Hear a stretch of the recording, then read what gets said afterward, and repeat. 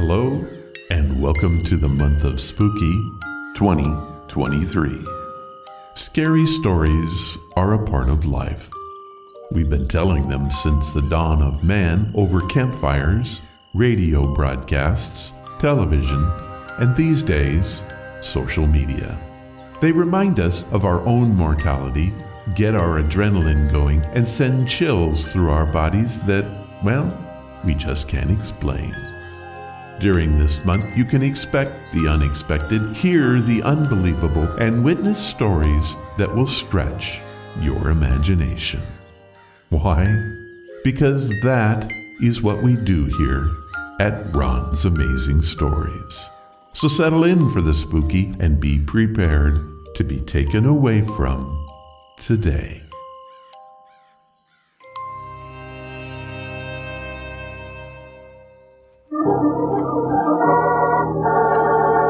Another 5-minute mystery.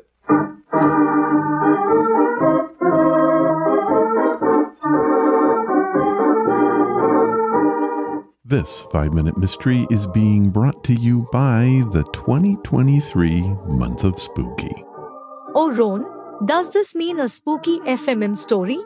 Well, kind of. At least this one's in a creepy spot. Oh, really? Where? In a tomb somewhere in Egypt. Oh, that does sound creepy. Don't get your hopes up. Egypt. Night.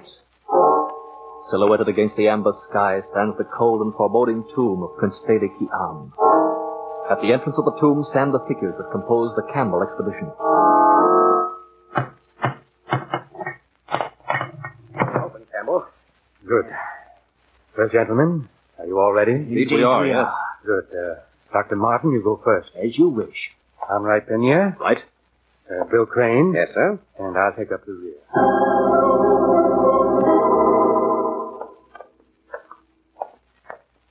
Boy, is it dark in here. What'd you expect in a tomb? Sunlight? I wonder what would happen if we got lost in here. You know, Pena, you always manage to come up with the nicest thoughts. Why are we stopping? There are 4 passages branching out here. Oh, that's just fine. I suppose the only thing that we can do is to each take a passage and see where it leads to. How does that sound? Sensible to me. All right. To do it. All right, then. And if you find anything, just shout and we'll all come running. Boy, it really is dark in here. I wonder where all these passages lead to. Oh, well. Good Lord. What was that? What happened? Hey, what was that shot? What's happened? What was that Dr. Martin, shot? what's happened to Campbell?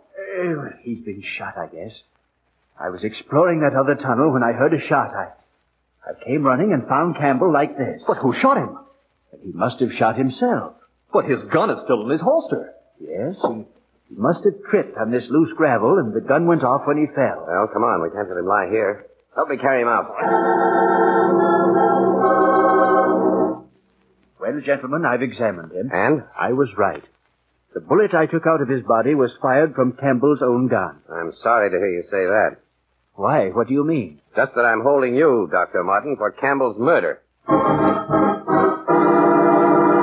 What single clue led Crane to believe that Dr. Martin killed Campbell? In just a moment, we'll give you the solution. But first...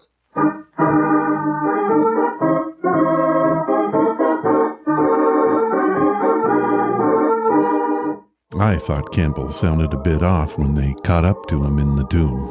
Agreed, but they should be careful about assumptions. Well, some people say I make too many assumptions. I see. I mean, they don't actually say it, but I know they're thinking it. Wrong. You are quite priceless. Why, thank you, BG. Why do you keep thinking I am complimenting you? You mean you're not? Not even a little bit. I don't know if I should punch you or hug you.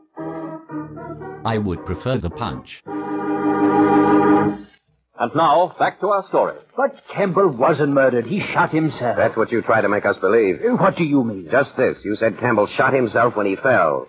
But his gun was in his holster. Well, anyone knows you can't fire a gun until you've drawn back the firing pin. But what you forgot is that no one has the firing pin released when they're carrying a gun in a holster. But that just proves that Campbell was murdered. It doesn't prove that I killed him. Oh, yes, it does, Mr. Martin. You just told us that the bullet you removed from Campbell's body was fired from his gun. But that's impossible. Therefore, you switched bullets. An innocent man wouldn't have done that.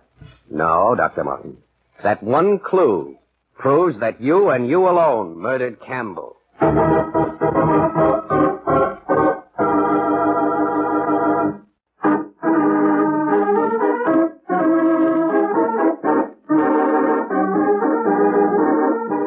Okay, that is one awful solution. It doesn't even make any sense. Switch bullets? Well, to continue the assumption theme, I think you assume they are trying to make sense.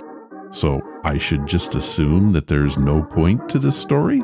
I think your life would be better if you did. I like your philosophy.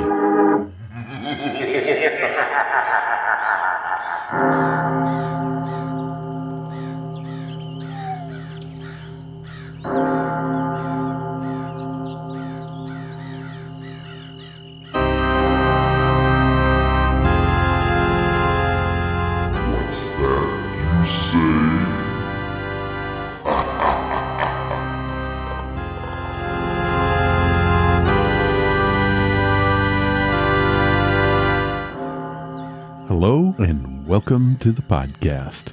This is the first of the month of Spooky 2023. I think that this is going to be a freaky month of stories and we'll have something for everyone. On the program today, we have a tale from Rose about an old man hanging out on her porch. Then we head to Captain Doubloon's castle for an OTR classic tale from CBS Radio Mystery Theater. This is an extended story that should have you squirming like a worm. Literally. I mean really. I am very excited about the month, and I think it's time to get things going with this very short message from our sponsor, Audible.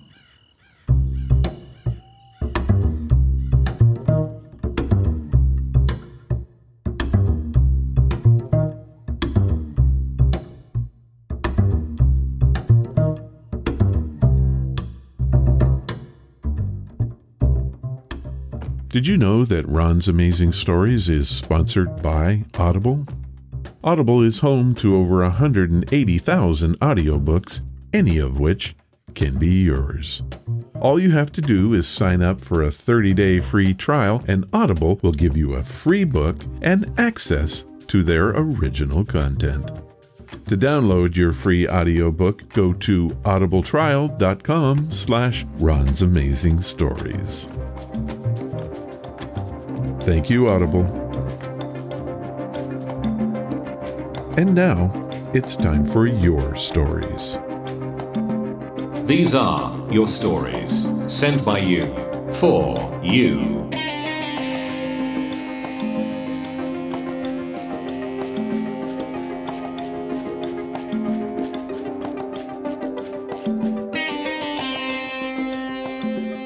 On this, the first week of the month of Spooky, we have a Halloween story sent in by Rose Burke from New England.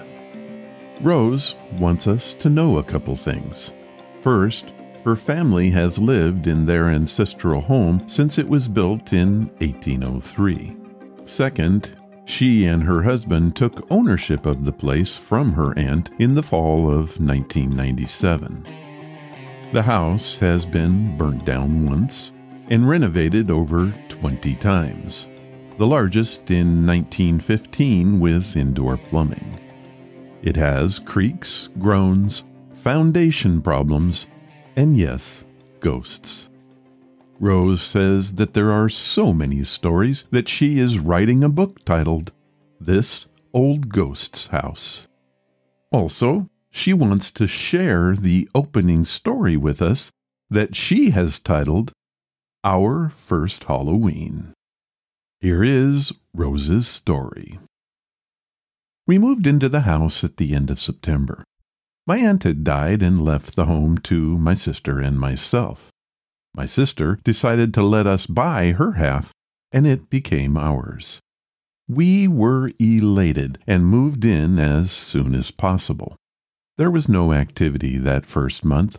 Perhaps the ghost wanted us to get settled. However, on the 31st of October, Halloween night, it all began, and it hasn't stopped since. We have 2 sons, Jeremy and Jason. Yes, they are twins, and they were 5 years old at the time. We were all excited about the season and, of course, going trick-or-treating in the new neighborhood. We left the house just before dark and hit every residence in the area.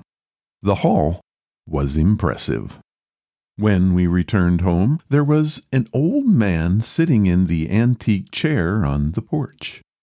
We could all plainly see him, even though we had turned the porch light off to let trick-or-treaters know that we were gone. The closer we got, though, the less human this man looked. As we walked up the steps, I said, "Hello?" He began to fade and changed into a wisp of smoke. That floated up through the roof and disappeared. We all looked at each other in shock. What did we just see? Well, that would not be the last time we saw that old man. He would show up in the chair, around the house, and one night, even on the roof. I personally think he's my great-grandfather, Nathaniel. I was told that the rocking chair on the porch was made by his own hand. It's been over 20 years now living in this house. The number of stories that I have collected over the years has forced me to write the history and the ghosts of this amazing house. Rose Burke, New England. Well, Rose, I'm excited to hear your story and even more excited about your book. It is my hope that when it is finished, you come on the podcast and share it with us. Thank you for this, the first story for the month of Spooky 2023. That is all we have time for. If you have a story that you'd like to share, like Rose did, head to the main website at ronsamazingstories.com. Click on the story submission banner, leave your story, give it a title, and please tell me where you're from. I'll read it if I can.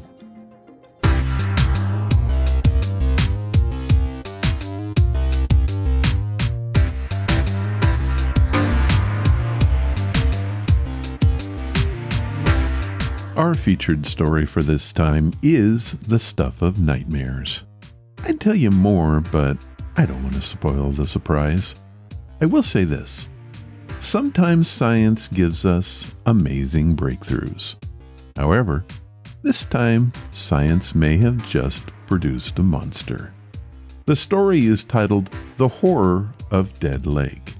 It comes from the 3rd season of CBS Radio Mystery Theater, and some have suggested that it is the most horrific of them all. I'll let you decide that.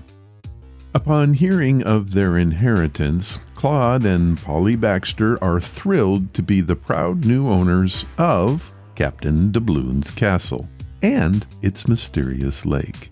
This one first aired on CBS Radio on February 9th, 1976. Radio Mystery Theater presents...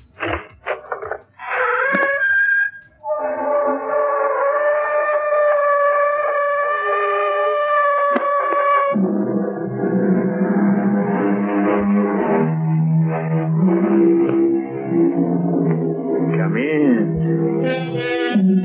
Welcome. I'm E.G. Marshall.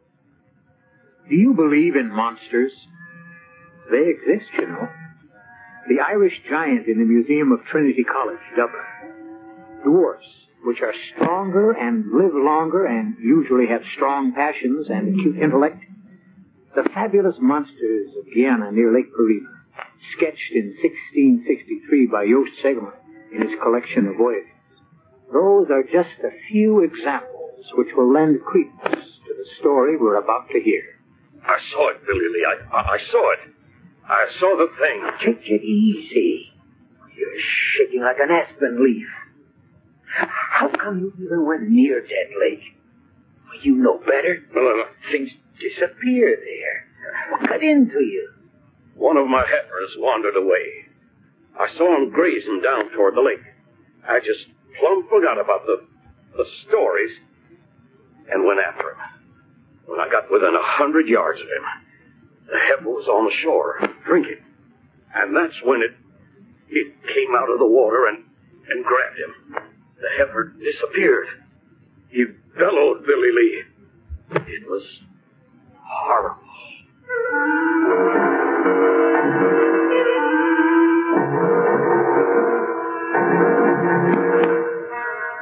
Our mystery drama, The Horror of Dead Lake, was written especially for the Mystery Theater by Roy Windsor and stars William Prince and Gordon Gould. It is sponsored in part by Buick Motor Division and Anheuser-Busch Incorporated, Brewers of Budweiser. I'll be back shortly with Act One.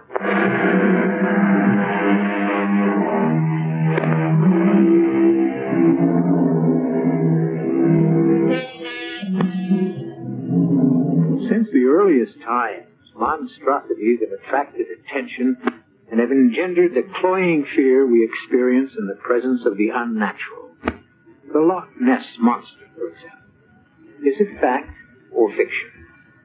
The search for it still goes on. Cyclops? The monster with one eye? Oh, there undoubtedly was such a creature, because there still are. Really. At a point where the nose sticks out from the forehead, there's a single orbital cavity with an eye in it. Well, in this tale, we encounter another deviate from nature when we discover the hideous thing that inhabits the Dead Lake. Claude. Yes? Was it all right? Not too grim? No, it was all right. I know how much you loved your father. He lived a long life. He didn't suffer. The lawyer went over things and assigned them to me. The savings, the old house, that kind of thing. It was sad, come to think of it. But it's over now.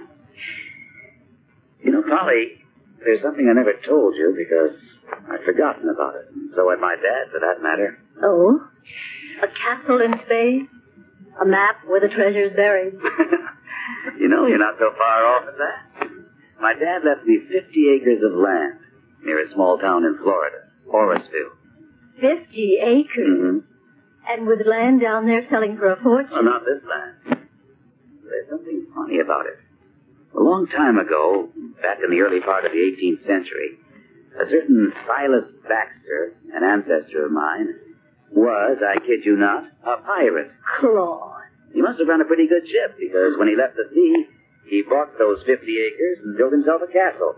He called it the Captain's Doubloon. Castle? Oh, not a great big one, but big enough. The history of the Captain's Doubloon has been handed down from one Baxter to another. It was among my father's papers. I see. What I've been left is the Captain's Doubloon in a state of ruin, the acreage, and something named Dead Lake. Why? Because nothing lives in it. That's creepy. My father never had any interest in the property. I don't know if he ever saw it. But we do own a ruined castle and 50 acres of land. With a dead lake where nothing lives. That's right. Claude, we ought to sell it. I think so, too. You know, it's funny nobody has ever wanted to buy it. Maybe they did. But my father never said anything about it to me. Dead lake.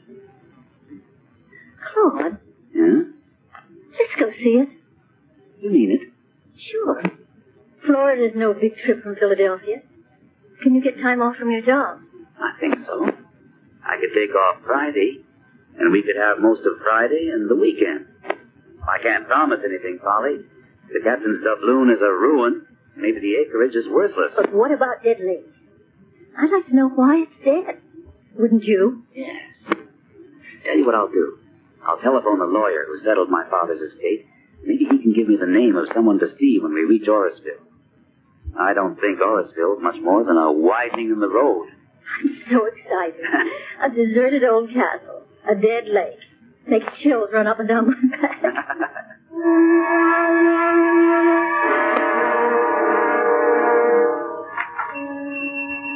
Well, Mr. Mike, how are you, sir? Quite well, I thank you. Here is my food list. Can you also obtain the chemicals I've written down here? Oh, yes, sir. No problem. I'll have one of the boys drive over to collect. I gotta pay him, of course. I understand. I will give you these. I have before. Yes, sir, you sure have. Doubloons. My goodness, what pretty coins. Solid gold. Mind if I ask you something, Professor? Johnny Reed was in here yesterday. He's scared white. A heifer of his wandered down to the shore of Dead Lake, and Johnny said some kind of thing. Grabbed it, dragged it under the water. Johnny said it bellowed something terrible. Did you hear it? You know anything about it? It is wise to stay away from the lake. I do not go near it. I remain in the castle and do my work. Well, maybe not for long, Professor. You've been squatting there so long, I guess you feel you own the place. But the real owners come to Dorisville Friday afternoon, tomorrow. A fellow named Baxter. Same as Captain Silas Baxter. Stole all them doubloons from the Spanish. Like these you just gave me. I have found a few. Well, where'll you go? Baxter tells you to get out. I will have no choice. I would leave. He will discover that the property is worthless. When he goes home, I will return. Maybe. You got this idea of developing the land and selling it for home sites. You have tried to do that before, Mr. Billy Lee. I sure did. Those persons I drove over to look at the land never did find their child. Quicksand. Not according to the sheriff and his men. They scoured, dredged the lake. All they found was some of the child's clothes. Yes, regrettable. The lake is dangerous. Why? There are unknown things in nature. It is better to let them remain unknown. Now, I will return tonight for my supplies. Oh, hello there, Professor. Good morning. I tell you, Billy Lee, he gives me the creeps. He may be gone soon, Johnny. Yeah? How come? New owners arriving tomorrow. Named Baxter. I can't say I'll be sorry to see Professor Micah go. He's in league with the devil. You remember that parrot? Oh, I sure do. Grew to have a wingspan of 10 feet. Vicious thing. I remember we all went out and gunned it down. A horrible thing. Where did it come from? His experiments? That was just an ordinary little old parrot, no bigger than a crow. You saw what it became. Micah did that. He's always experimenting with something. Look here.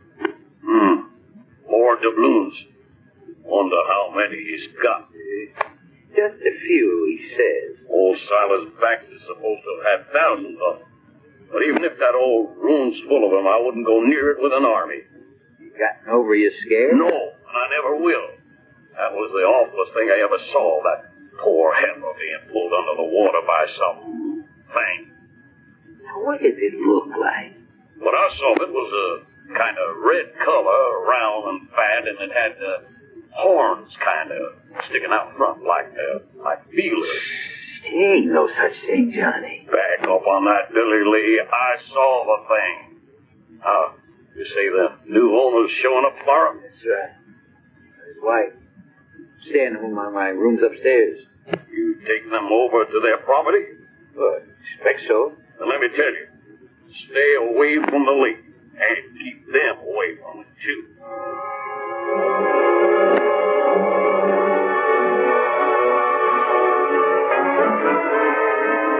The room's lovely, Mr. Harrison. Oh, Billy Lee.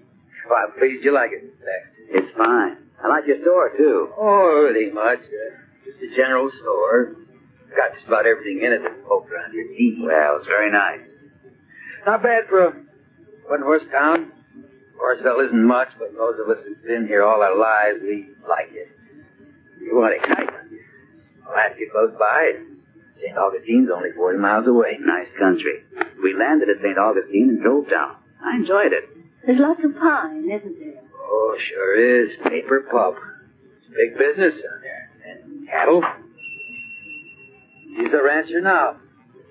Hi, Johnny. Oh. Meet Mr. and Mrs. Baxter. Hello. Johnny Reed. How do you do? Reed. How are you?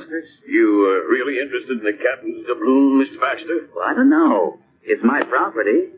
I might want to sell it off or interest some developer. I should think it would be worth quite a fair amount of money. You look skeptical, Mr. Harrison. Why are you shaking your head? No, don't go scaring him, Johnny. That's just what I'm going to do. It's not fair to keep him ignorant. Is it Dead Lake? Now, how did you guess that, ma'am? Well, the name.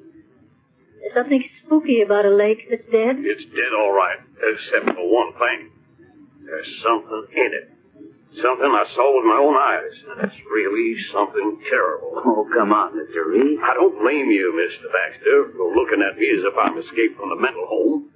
But a few evenings ago, one of my herd, a nice little heifer, went to the edge of the water of Dead Lake, and some awful thing grabbed it and dragged it under. A thing? What's a thing? Nobody knows, Mr. Baxter, but Johnny saw something. And strange things have happened down there before. Oh, and another thing, Mr. Baxter. For over 30 years, a squatter's been living in the ruins of the castle. A man named Micah. He was a professor. I'll tell you about him when we drive out. Spoke to him yesterday morning and said he'd probably have to clear out. He agreed, but you'll meet him. A professor? And he's a squatter? What does he do? You'll excuse me for saying it, Miss Baxter. I think he consorts with the devil. Oh, that's a little hard to believe in this day, Mr. Harrison. He's some kind of scientist. Always sending for chemicals to Pulatka to St. Augustine. He's, now what did he call himself? An something or other. Embryologist? What's that called? It's a branch of science concerned with the formation and development of the embryo.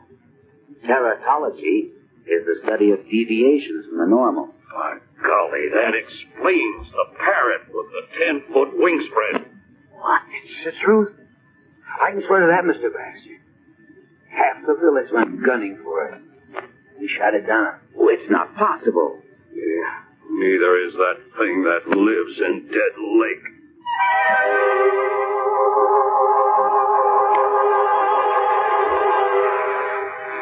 What do we know about what exists at the bottom of the oceans? What prehistoric creatures live there concealed from our sight and knowledge? Monsters? Probably. There still are phenomena which we have not fathomed. What is that thing at the bottom of Dead Lake? We will encounter it when I return with Act 2.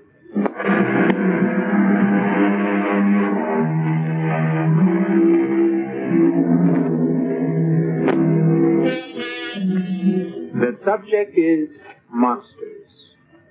We seldom think about them, if we ever do, but there are monsters all the same. They are, in fact, studied in zoology under a special branch named tetralogy, concerned with deviations from the normal in the embryo.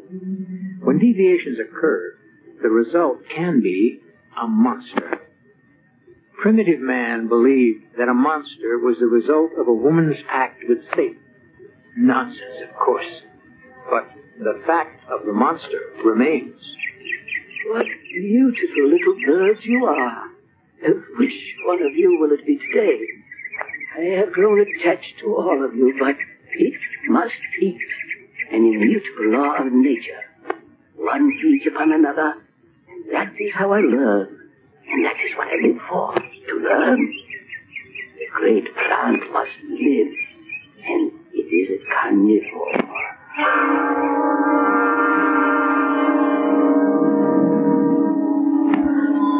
Claude? Bruin is right. The captain's doubloon isn't a castle, it's a heap of rubble. One turret sort of standing, the rest caved in. Professor's at home. Smoke rising from the chimney. Strange smell. acrid, Mr. Chemicals. She's always experimenting with something. You been here before, Billy Lee? Oh, not to go inside. I've been around the grounds, but like the rest of us in Orisville, I don't feel comfortable here. Well, we've seen it, Polly. You should forget it and go home. That's what the dog thinks, don't you, Binks? But we've come all the way from Philadelphia, Claude. We ought to meet this professor and see what it's like inside. And ask him about those doubloons he brings to Billy Lee for food. What do you say, Billy Lee? Well, I guess I don't have to say anything. There's the professor now. Afternoon, Professor. Good afternoon. This is Mr. Baxter. That's right. This is Baxter. Your dog Binks. How do you do? Yes, the dog. I'm the legal owner of all this property, Professor Micah. I do not question it, Mr. Baxter. And I am an interloper. If you want to put it that way, yes. So, when it's convenient to you... Of course. I will gather my few possessions and leave. You've been here 30 years. Oh, longer than that. It is an isolated place. I do my work here, my experiments. Like that monster parrot? I told him about that, Professor. You remember how some of us in the village had to gun it down? Yes, I have not forgotten. A pity. Well, I don't know about that.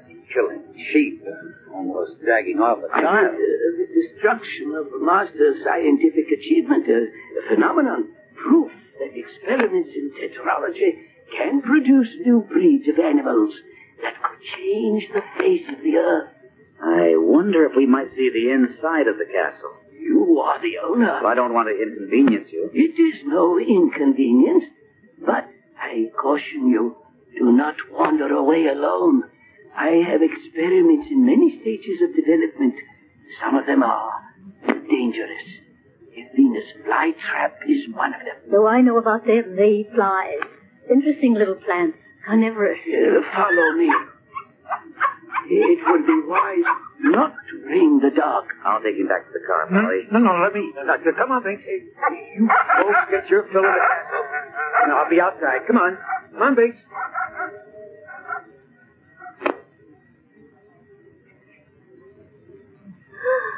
Oh, my goodness. What is that thing, Claude? It looks like a huge sunflower plant.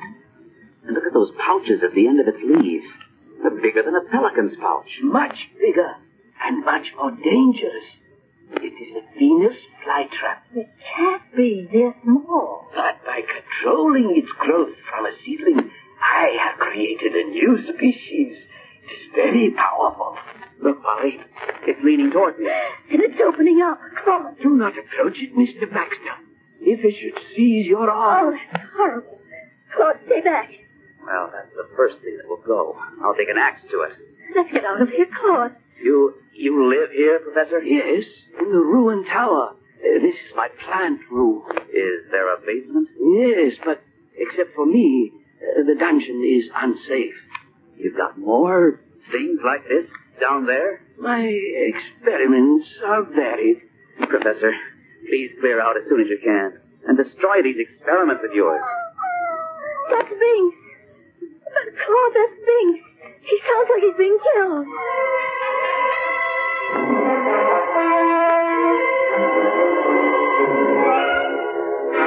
Mrs. Baxter, all right? Yes, Billy Lee. Thank you. Glad you're still open. What happened? I can see by your face. Their dog. What? It wasn't anyone's fault, Billy Lee. Binks slipped his collar. No. And ran loose. Down the dead lake. I ran after him, but not in time. I saw it myself this time, Johnny.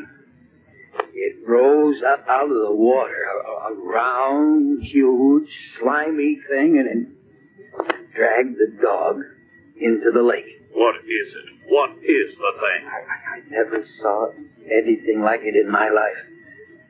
I don't know what it is, but it's probably one of Micah's experiments. We went there this afternoon. My wife and I went into Micah's room in the castle. And, Johnny, it made my hair stand on end. Binks said the dog whined and wouldn't go with us. Billy Lee said he'd wait outside with the dog. I was taking him back to the car. He fought the leash so hard, he slipped his collar and he flew toward Dead Lake. Ran after him, but by the time I got within 50 yards of the shore, something caught the dog and was dragging him under. If I was you, Claude, I'd cut my losses and forget the place. No, sir. I'm going to get rid of Micah, find out just what makes Dead Lake dead. There's something in it. You caught a glimpse of it, so did Billy Lee. A big, fat, slimy thing with horns. Now, what is it? I know a man who might know. A friend who's a zoologist at the University of Pennsylvania. I've telephoned him for help. He'll be here late tomorrow. Then we're going out and solve this filthy, hideous mystery. Now that you've met Dr. Petty, let's hear what he has to say. You're on, Joe. I see everyone's well armed. Well, there's something in Dead Lake, Dr. Petty. And if we catch sight of it, we're going to blow it to bits. Binks was my dog. I'm going along. I'm not afraid, and I can handle a gun. Well, all right. My plan, for what it's worth, Joe, is for all of us to go out there now. It's 5 o'clock. We ought to get there in half an hour. Then you and I will go inside and find out if Professor Micah has cleared out. Mm-hmm. If he hasn't, I'll throw him out. Then we'll destroy that awful plant. Once Micah's gone, all of us will explore that dungeon. Maybe that's where he's got the thing. You got any idea of what it might be? You described it as about 6 feet long, fat, slimy, with horns. Colored, a reddish kind of color. You know what it makes me think of? Giant snail. But they don't eat flesh, Johnny. Could it be a giant slug? I don't think so. I don't like to speculate, Claude, but since you telephoned me yesterday, I've been doing some research, although I don't believe all this. It's true, Dr. Petty. As a scientist, it's hard for me to believe, but I accept what you've told me. Why, Joe? What do you think it could be? A member of the Hirudinai, which is a branch of the Kitebod worms. What? It's a worm? No, Johnny, but it could be a monster leech. One of those things that attaches itself to the skin. Yes. In Egypt and in the Near East, there's an aquatic leech that lives in streams and ponds and does extensive damage to horses and other baggage animals. Leech? Make my skin crawl, Joe. Well, they've been used extensively in medicine.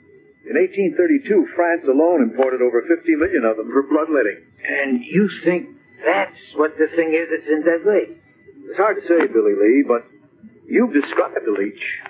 Red-colored body, bloated appearance, slimy look. Of course, the thought of a leech 5 or 6 feet long boggles my mind. I simply can't imagine it.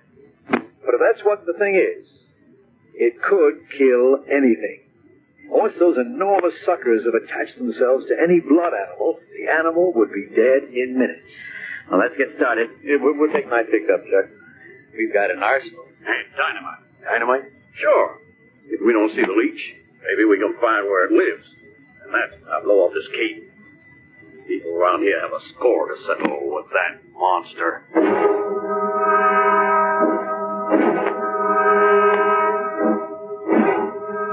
I told you to get out, Professor Micah. So you did. And I will leave now. I have not had time. Out. A rifle and a shotgun. Why? We think there's a monster leech in Dead Lake, and we intend to destroy it. Fantastic. I want you out of here. I have packed what I can carry. The rest I leave to you in the name of science. Get out, Professor. I never saw anything like it, Claude. Look at those traps undulating and stretching toward us. He said it's powerful. That's the first thing we take care of. You have the shotgun, Joe. Look at it. Inching toward us. I'll release the birds. They're what he fed to the plant. Look at them go. Joe, call the others. We'll try the dungeon. Come with me. We don't want to be separated. You've got a point. What a devil's hole this is, Joe. Let's get the others.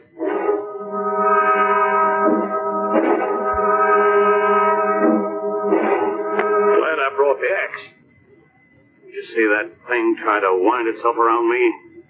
Some kind of vine? Strong as wire. It's awful down here. What's that over there, Claude? Shine your light. A huge door. Hinged with a drop lock. You think? Don't open it, Claude. Mister, what's that? Sounds like something breathing underwater. Wet, bubbly kind of breathing. There's one way to stop that. No, Claude, don't shoot. I've got a better idea. There is something behind that door. It's the thing, the giant leech. You won't kill it with one shot. Well, what's your idea, Dr. Petty? That door must open into a tunnel, and the tunnel probably leads to the lake. Now, if we can trace the tunnel from above, on the ground, and see where it leads to, Johnny here can dynamite the entrance and block the thing in. That's when we'll have it trapped, and that's when we'll kill it. Good idea. Everyone stick together, and we'll go back upstairs and out. Oh, I never want to see this place again. You'll be all right, Polly, when we get out into the air. Come on. Walk between Joe and me.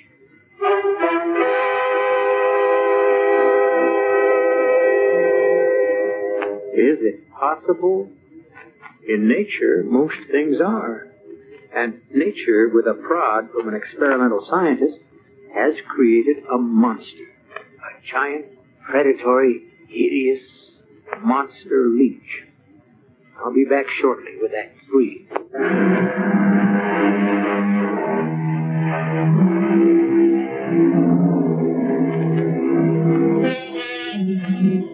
Have you ever had a leech attach itself to your skin?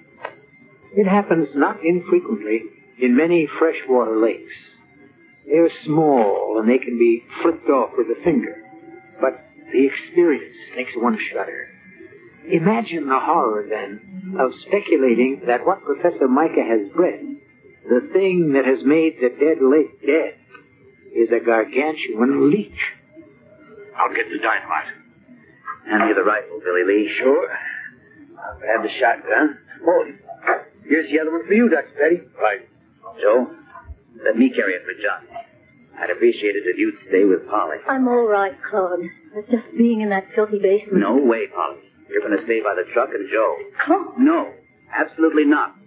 I mean it, Polly. I think he's right, Miss Baxter. I tell you what. Why don't you swing the truck around and turn on the light and shine them on the north side of the castle? The lock basement door's on that side. Give us some light down to the shore, too. All right, Polly. Come on, hop in. Claude. No, please don't argue. You stay with Joe. Ready, Johnny? I'll lead the way. Keep your guns up. I'll be ready for anything. Joe, I feel sick. If the thing is what you think it is. Yeah, me too. Let me get the truck turned around. Black as a tunnel. I'll switch on the lights. I see them. Claude and the others. The car lights do run down to Dead Lake. That's an awful name for it. It's dead, all right, if there's a giant leech in it. Joe, look. What? This is Professor. Now, what the He's returning to the castle, not through the front, but through the north side of it. I wonder what he's up to. He's disappeared now. Must be another entrance to the place. If Johnny does blow up the tunnel and the professor's in that basement. Claude ordered him out. I know that. All the same, he is a human being. I don't think he's a human being at all. Shine your big torch over the lake, Johnny. Shore cuts through the blackness all the way to the other side. Johnny, Look, something's moving just under the surface of the water. It's moving to the other side. Follow it. The torch. Look at it. Just a little of its back is out of the water like a whale. keep following it. I can hit it from here. No, Claude, no. Let it go. When it returns from the other side of the lake. Oh, no. That's a small deer. See? The thing is coming out of the water. We'll fire a shot, Claude. It scared the deer. Look at that thing. It's half out of the water. The deer got away. Johnny, follow where the thing swims. It's coming toward this side of the lake, a few hundred feet north of us. Come on. No, hold it. If it does have a cave or a tunnel to a cave, we don't want to scare it off. Just watch it. To the surface. And it's disappeared. Now, let's move.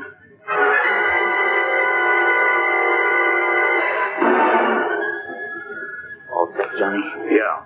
Here. Back toward the castle. That's it. Look. Yeah. The force of the explosion in the tunnel lifted the ground above the tunnel. And now we can see its path. It does go to the castle. It goes to that barred door in the basement. We've got the thing trapped. Maybe it's dead.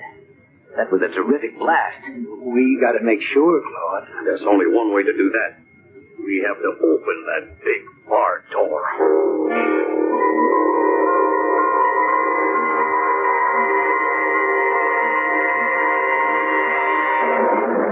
Now what, Joe?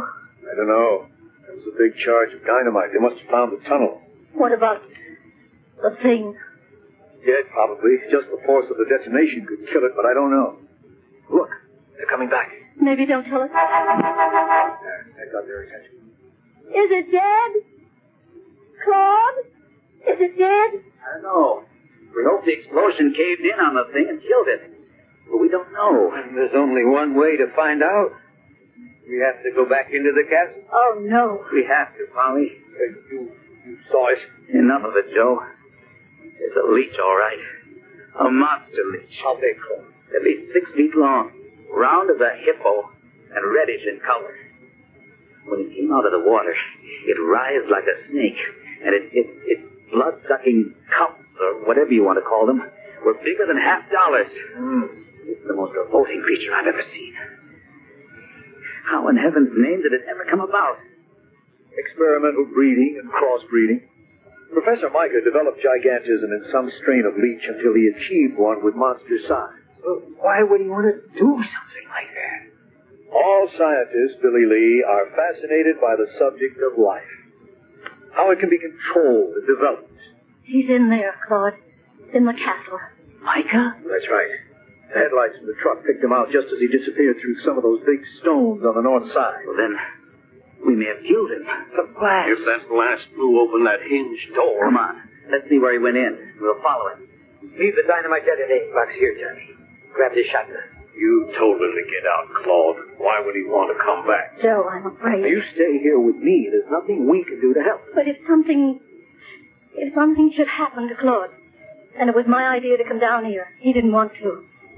And now if something should happen...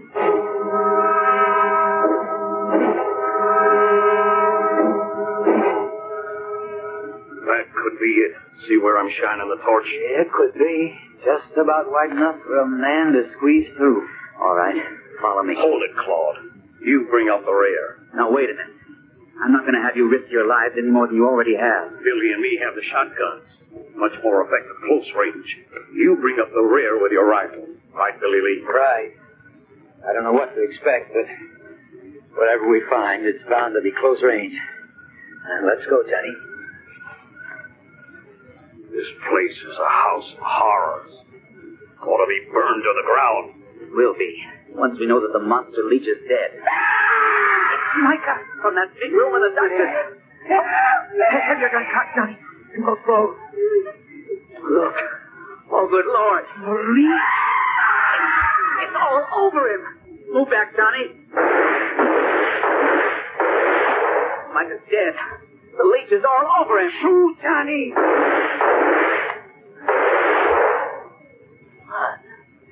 All over. Dead. Don't go near it, Claude. Some of the suckers are still working away. We have to get Micah out from under. Dead, Claude. Let's get out of here. And come back when it's daylight. Get Micah. Hack that thing to pieces.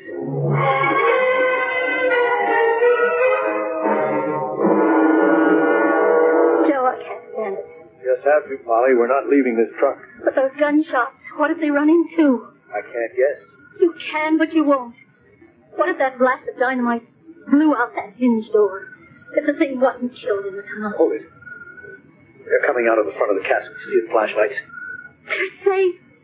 Oh, Joe, they're safe.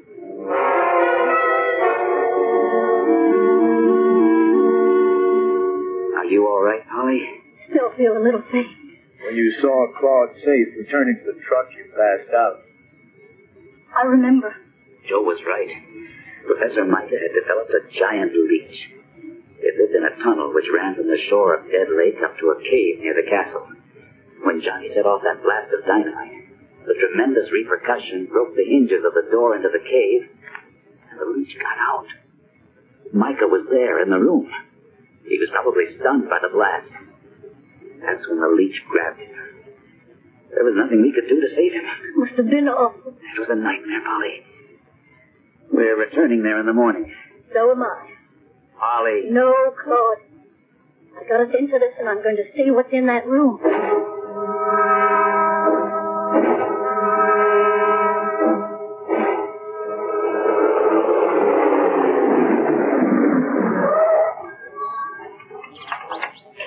Listen to the birds. Life has returned to Captain Doubloon. I don't feel much like going down into that basement again. And I'm not sure it's safe for Miss Baxter. Don't you worry about me, Johnny. Now that I know the monster leech is dead, I'm not afraid. All right. But let's go into the front. Have we got everything? Lights, ropes, and my shotgun, just in case. And camera. Watch your footing, Polly. And when we go down into the dungeon, stay between us. Let me lead, Bud. I've got the gun. There it is. Poor old Micah's under that thing. Aim that big light right at it, Johnny. It's incredible. It's 6 feet long and 4 feet thick. Micah let out one scream, and then he was dead. Hardly frightened, maybe. Keep the light trained on him, Johnny. We'll try to pull him free. Let me take a few pictures first. No one's going to believe this horror. Claude, what about Professor Micah? What happens to him now? We give him a decent burial. And Joe wants to find out, if he can, why Micah did all this.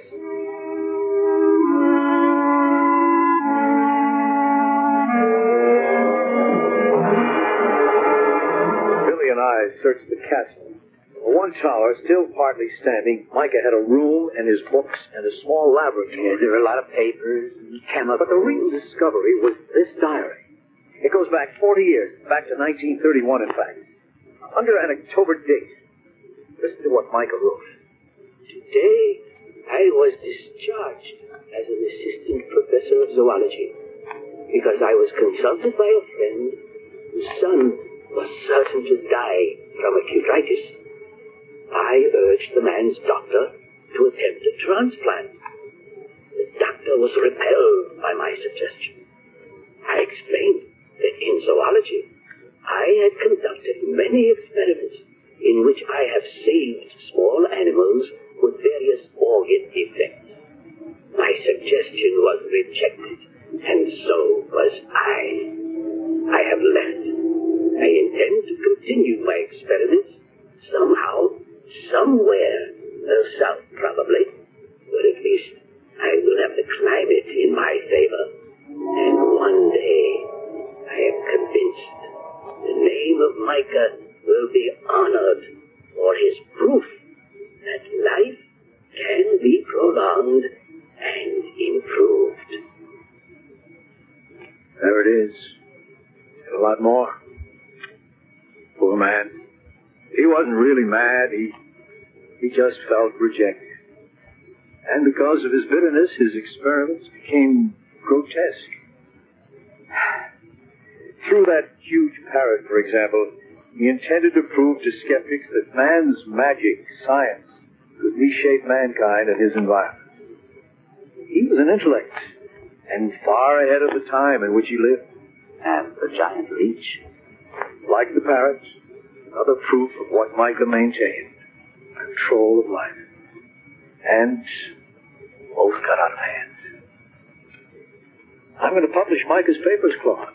And I'm going to burn the captain's doubloon to the ground, make that land habitable again, and stock Dead Lake with fish. That horror is gone.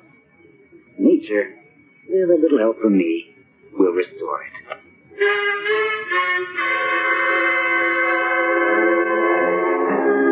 Nightmares are made of such stuff as a dream about a monster leech because the word makes the skin crawl. And when in sleep a fiend or incubus oppresses you, wake up. It will go away. But was it real or just a nightmare? I'll be back in a moment.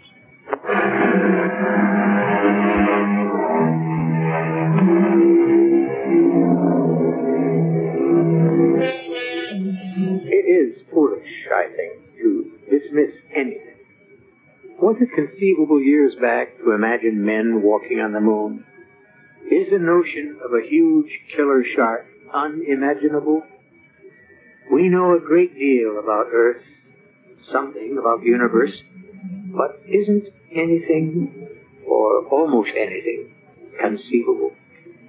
Monsters are, and our story's giant leech was one of them. Our cast included William Prince, Gordon Gould, Ann Shepard, George Petrie, and Gil Mack. The entire production was under the direction of Hyman Brown. Till next time, pleasant dreams.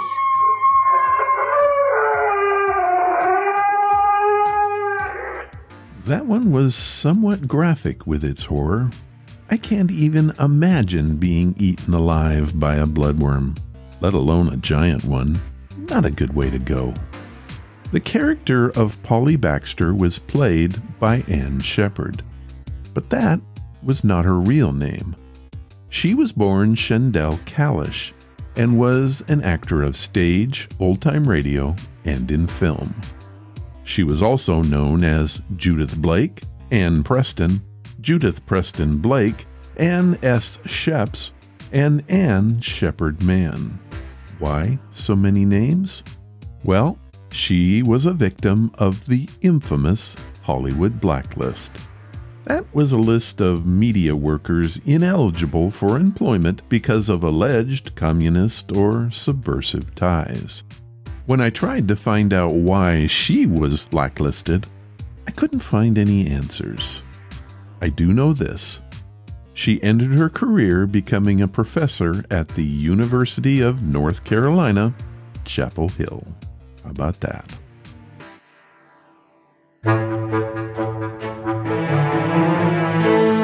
That was episode number 610 and was the first podcast of the month of Spooky 2023. I want to thank Rose Burke for her story today, and I want to thank you for listening. You are amazing. If you want to follow the podcast or the blog, head to ronsamazingstories.com. There you will find any of the links I mentioned and how to contact us. Do you want to help the show? The best thing you can do is to tell your friends all about it, and please leave reviews or feedback wherever you listen. Clicking that follow or like button helps us grow. Thank you for listening, and I hope you come again to find out what are Ron's Amazing Stories.